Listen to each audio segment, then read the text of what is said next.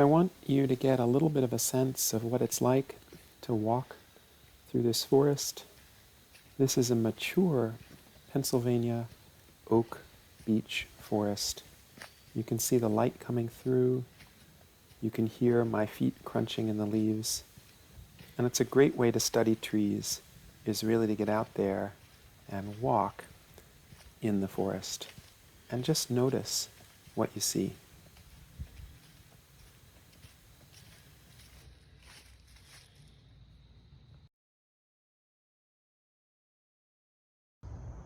Hey, we're walking together out here at Laurel Hill Cemetery, and I'm walking under this beautiful, sizable red oak, Quercus rubra, and just looking down, there aren't many acorns, right? And so it's not that there are none, it's not zero, but there are very few in a place that would have thousands and thousands in a massed year. Not many at all. And when I do find them, I'm actually being pelted right now by squirrels who are eating them. The squirrel pressure is really high because the squirrels are hungry and there's not that much to eat compared to other Octobers. So if I zoom in here, here's that beautiful red oak leaf, and you can see what the red oak acorn looks like. It's that chocolate brown with a sort of tight scaled beret of a cap on it. And you can see that the squirrels are eating right now, immediately eating these red oak acorns, and they don't really love them. They don't really love them. They're actually kind of eating them and then tossing them. And that might be just because they're tossing them at me, but there's actually a reason why squirrels don't prefer red oak acorns. Given the choice, they'll always eat the acorns from members of the Quercus alba group, the white oaks, and that includes the swamp white oak and the white oak and the bur oak, and those are actually far more delicious. And we'll say a little bit about why. But I just wanted you to see a couple of acorns, not zero, but not very many, and the squirrels are kind of feeling a little ambivalent about them. This is a chestnut oak. Its name is Quercus prinus, P-R-I-N-U-S. It's in the white oaks group.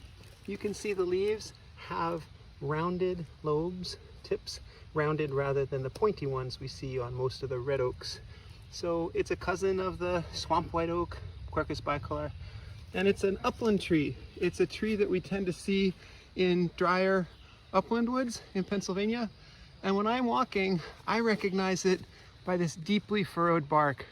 When you look, the bark you can see really has deep clefts. And this is a really great one. So those are the leaves.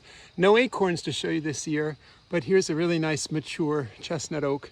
And I can look up and see the leaves way up high and see that shape.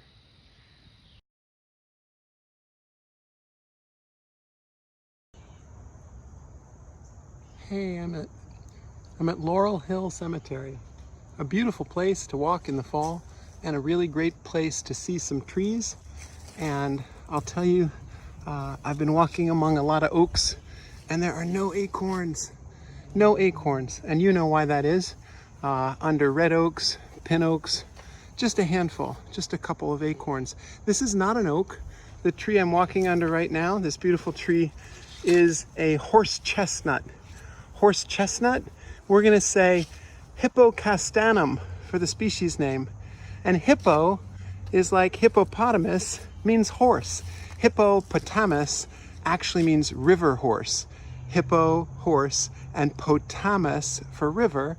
You can think of Mesopotamia as meso, between Potamus, the rivers, and of course Mesopotamia was between the Tigris and Euphrates rivers, sort of sometimes called the cradle of civilization, although, you know, we'll let that rest to decide where the cradle of civilization is. I would maybe pick some other spots as candidates for that too.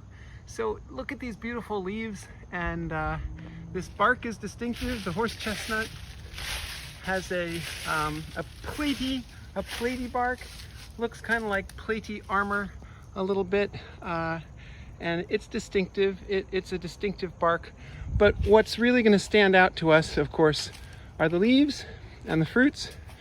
So this is our leaf. The leaf is a compound leaf, but now this is palmately compound, because it has leaflets that arise radially from a center point, 5 to 7 leaflets, and they're arranged like fingers sticking out from one point. So this is a really nice example of a palmate leaf, and I thank the Hoffmans for the use of their stone. 1, 2, 3, 5, 6 on that one, 7 on this one. And of course the fruits of horse chestnuts are, it's a one-seeded fruit, and the fruit has a husk. The husk has spines on it, and inside is this beautiful, beautiful, brown, gorgeous mahogany nut. And it's not a chestnut, it's a horse chestnut. And because of that, it's not edible. In fact, it's toxic.